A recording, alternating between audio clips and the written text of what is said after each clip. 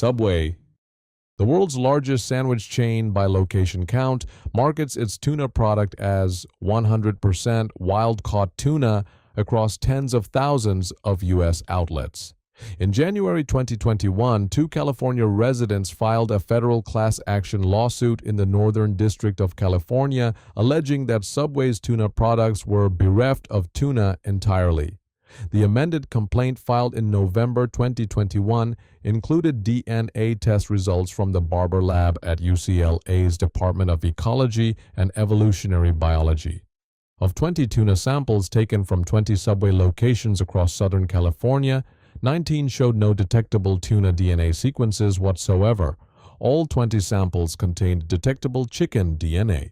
11 contained pork DNA. 7 contained cattle DNA. Subway denied the claims, launched a website called subwaytunafacts.com, and ran television ads defending its product. In July 2022, a federal judge ruled the lawsuit could proceed. The New York Times, conducting its own independent test earlier in 2021, purchased 60 inches of Subway tuna sandwiches from 3 Los Angeles locations and sent samples to a commercial lab. The result, no amplifiable tuna DNA detected. The lab offered 2 possible explanations. Either the product was so heavily processed that DNA could not be recovered, or the fish was not tuna. The lawsuit was ultimately dismissed on procedural grounds. The question of what the tuna actually contained was never resolved by the court. Bumble Bee Foods, one of the 3 largest canned tuna producers in the United States. In May 2017, Bumble Bee Foods pleaded guilty in federal court to 1 count of price fixing, admitting that it conspired with StarKist and Chicken of the Sea to artificially inflate tuna prices from as early as the first quarter of 2011 through at least the fourth quarter of 2013. The company agreed to pay a $25 million criminal fine to the U.S. Department of Justice. Its CEO at the time, Christopher Liszewski, was tried separately. Following a 4-week trial in San Francisco, a jury convicted him in December 2019. In June 2020, he was sentenced to 40 months in federal prison and fined $100,000. The court found he was a leader of the conspiracy, which affected over $600 million in canned tuna sales. Canned tuna is broadly considered a staple food for lower-income households. The sentencing judge noted this as a factor in imposing a prison term, a rare outcome in antitrust enforcement. StarKist, the top-selling canned tuna brand in the United States by market share. In 2019, StarKist pleaded guilty to criminal price-fixing charges related to the same industry-wide conspiracy involving Bumble Bee and Chicken of the Sea. A federal judge ordered StarKist to pay a $100 million criminal fine, the maximum penalty allowed under federal law. Washington State's Attorney General subsequently filed a separate civil action against StarKist and the former Bumble Bee CEO for overcharging Washington consumers. StarKist also faced its own independent class action litigation over the physical contents of its cans. A lawsuit filed in February 2013 alleged that 5-ounce cans of StarKist Chunk Light and Solid White albacore tuna were filled below federally mandated minimum weights. Federal law requires 5-ounce cans to contain between 2.84 and 3.23 ounces of tuna depending on the type. StarKist cans allegedly averaged 2.81 to 3.11 ounces, below the legal floor. The company settled for $12 million, with final court approval granted in September 2016 and the Ninth Circuit upholding the settlement in October 2018. Consumers began receiving checks in 2019. Chicken of the Sea, produced by Tri-Union Seafoods and the 3rd major player in the U.S. canned tuna market. Chicken of the Sea was a named participant in the same 2011 to 2013 price-fixing conspiracy that resulted in criminal convictions at Bumble Bee and a $100 million penalty at StarKist. The company was granted leniency by the Department of Justice in exchange for cooperation with the investigation.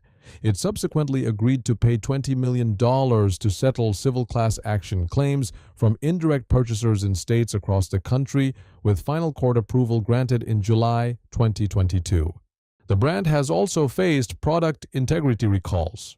In July 2010, TriUnion recalled 12-ounce cans of solid white tuna after a production error resulted in inadequate sealing.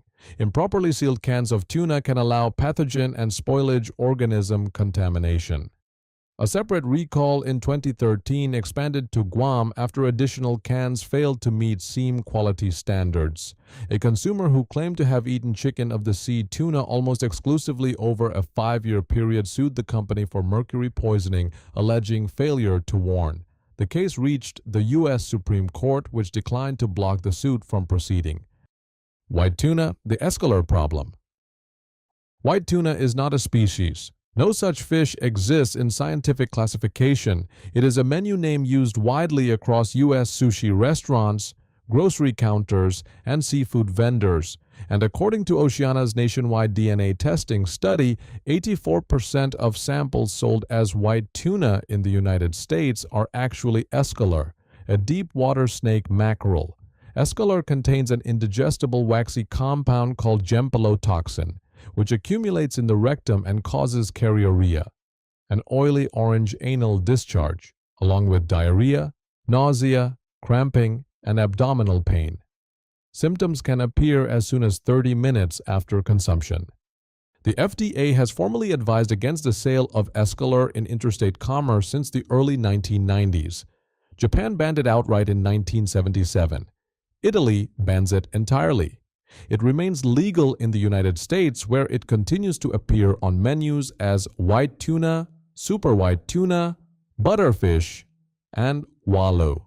Health authorities recommend consuming no more than 6 ounces in a single sitting to avoid adverse effects, though individual tolerance varies.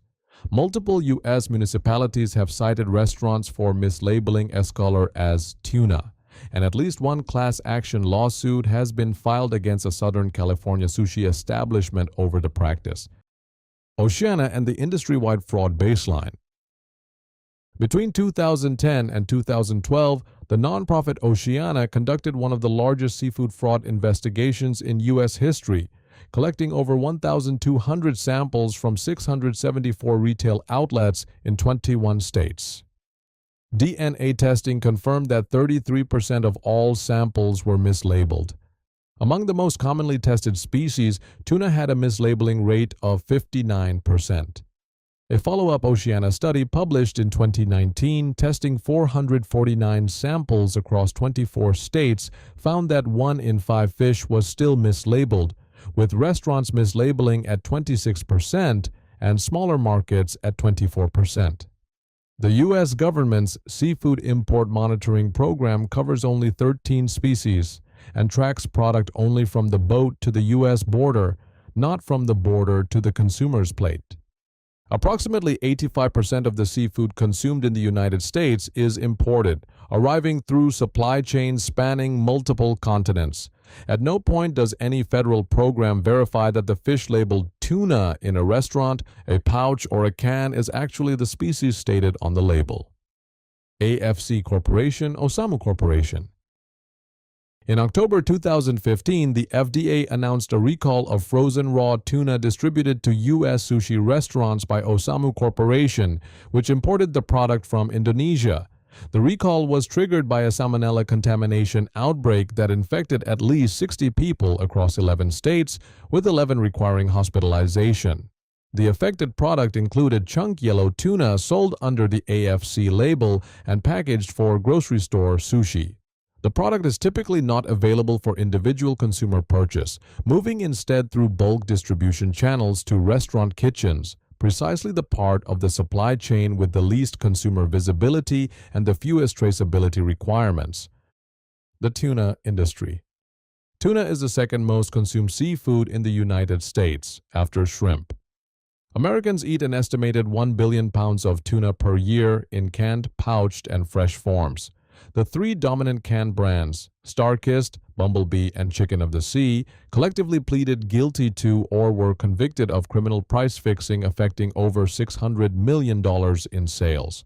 The product they fixed prices on was simultaneously being mislabeled at a rate of 59% across the country, filled below federally mandated weights, and substituted in restaurants with a fish the FDA advises against selling. The consumer had no reliable way to know any of this at the point of purchase.